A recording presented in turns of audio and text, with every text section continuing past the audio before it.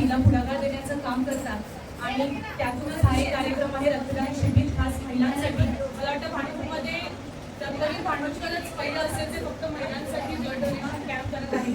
तर सर्वप्रथम तर मंडळाचे खूप खूप आभार की तुम्ही एवढं सुंदर आणि सामाजिक कार्य भांडूपमध्ये राबवत आहात.